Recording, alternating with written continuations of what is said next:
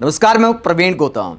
दोस्तों, वीडियो में बात करेंगे कि पूर्व मुख्य चुनाव आयुक्त टीएन सेशन का उदाहरण देते हुए मुख्य चुनाव आयुक्त ज्ञानेश कुमार को प्रशांत किशोर ने क्या आईना दिखाया है। बिहार चुनाव में किस खेल को एक्सपोज किया है जिसने पीएम मोदी, नीतीश कुमार, एनडीए को सीधा फायदा पहुंचाया। पैसे के पूरे खेल को उजागर करते हुए और चुनाव आयोग के सहयोग को एक्सपोज करते हुए प्रशांत किशोर क्या कहते हैं, जरा सुनिए। जो टोटल पैसा सरकार ने अनाउंस किया है सितंबर, अक्टूबर में, अगस्त और सितंबर को अगर आप जोड़ लेंगे तो कुल 18 योजनाओं की सरकार ने घोषणा की है। उसमें कोई गलती नहीं है। चुनाव के समय जो सत्तारूढ़ पार्टी होती है वो नए योजनाओं की घोषणा वो करते ही है।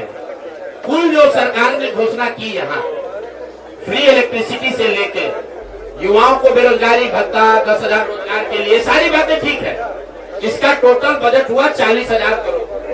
40,000 करोड़ में से 29,000 करोड़ रुपए की योजना सरकार ने रोल आउट की। 11,000 करोड़ को तो शुरू ही नहीं किया।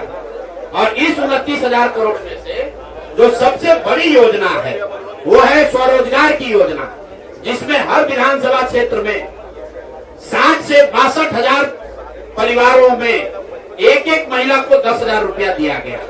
और ये कहा गया, सिर्फ 10,000 रुपए को लोगों ने वोट नहीं दिया गया, लोगों को ये कहा गया कि अगर आप वोट देते हैं तो आपको आने वाले समय में 2 लाख रुपए तक की राशि स्वरोजगार के लिए मिलेगी। और इसको करने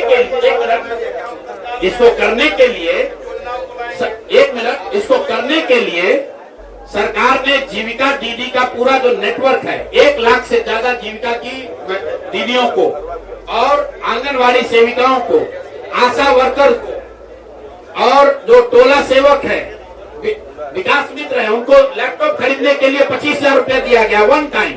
अब आप बताइए कि जो टोला सेवक है, जो विकास मित्र है, जिसको आपने 25,000 रुपया दिया है, वो जो लैपटॉप या आईपैड खरीदेगा, उससे बिहार सरकार की योजना का दलितों का क्या सुधार होगा, वो सरकार को बताना चाहिए। जिस तरह से वोटिंग हुई है, आप बताइए कि सुरक्षा कर्मियों में होमगार्ड को यहीं पर इसी बिहार में लालू जी की जब सरकार थी, टीएन सेशन का जमाना था, उन्होंने कहा था कि नहीं, कोई लोकल आदमी यहाँ चुनाव की प्रक्रिया में हिस्सा नहीं लेगा, होमगार्ड का कोई आदमी हिस्सा नहीं लेगा। उसी बूथ पर आप आज के चुनाव आयोग ने उस जीविका दीदी को बैठाया है, जिसको एक तरीके से सरकार ने कॉन्ट्रैक्ट दिया है कि आपको इतने लोगों को वोट दिलवाना है। मैं आपको एक उदाहरण देता हूँ। मधुबनी विधानसभा क्षेत्र है, मैं डिटेल में नहीं जाना चाहता था, लेकिन आप कुरेद रहे। मधुबनी विधानसभा क्षेत्र है, वहां से उपेंद्र कुशवाहा जी के पार्टी के उम्मीदवार चुनाव जीत कर आए।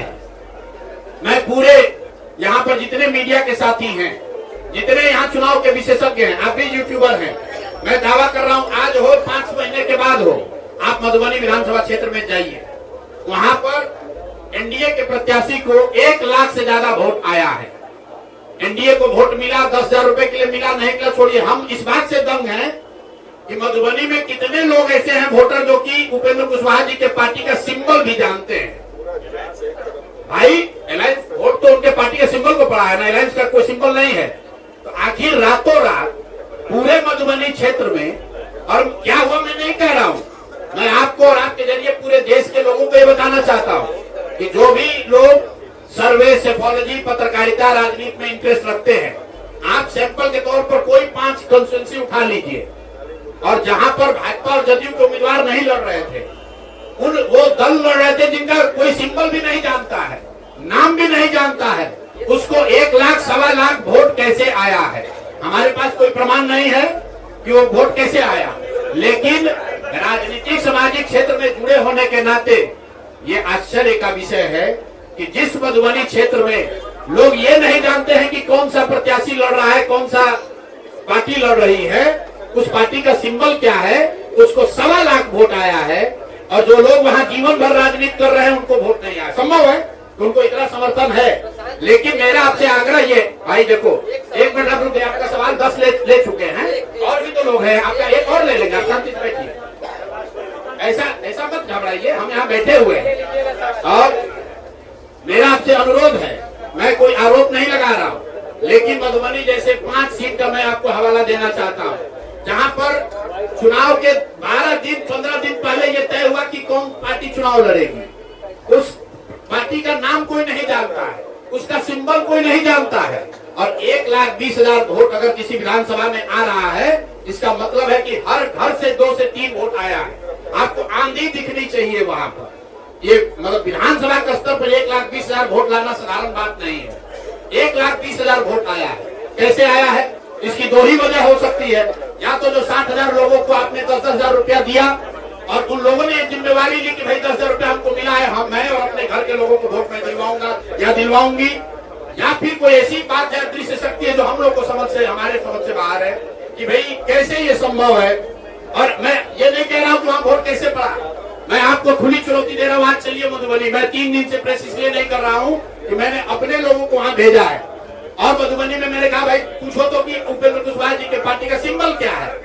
30% लोग को सिंबल नहीं मालूम है कि सिंबल क्या है, और उनको 1 लाख से ज्यादा वहां वोट आया है। मुझे उपेंद्र कुशवाहा जी से कोई लड़ाई नहीं है, उनको उनके पार्टी के प्रत्याशी से कोई मुझे लेना देना नहीं है। मेरा सिर्फ ये कहना है कि ऐसी कौन सी विधा है कि हम लोग 3-3 साल एक विधानसभा में घूम रहे हैं, लोगों को ये नहीं मालूम है कि जन स्वराज का चुनाव चिन्ह क्या है, और ये लोग 10 दिन चुनाव के पहले आए।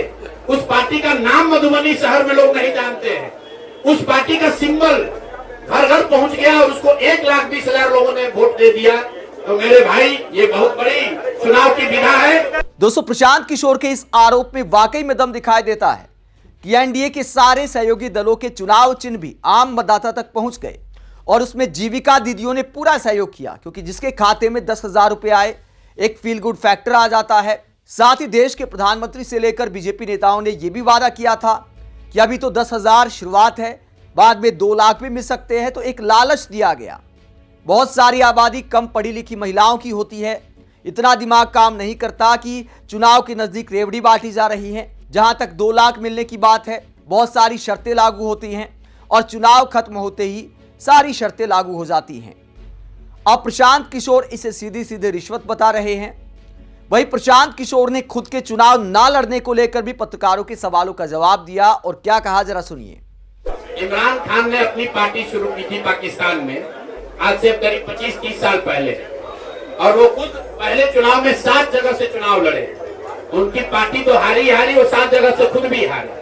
तो मेरे चुनाव लड़ने नहीं लड़ने का वो एक टेक्निकल बात है, उस पर चर्चा हो सकती है। कुछ लोगों का ऐसा मानना हो सकता है कि मेरे लड़ने से फायदा होता, कुछ लोगों का ऐसा मानना है कि मेरे ना लड़ने से फायदा है, वो अलग विषय है।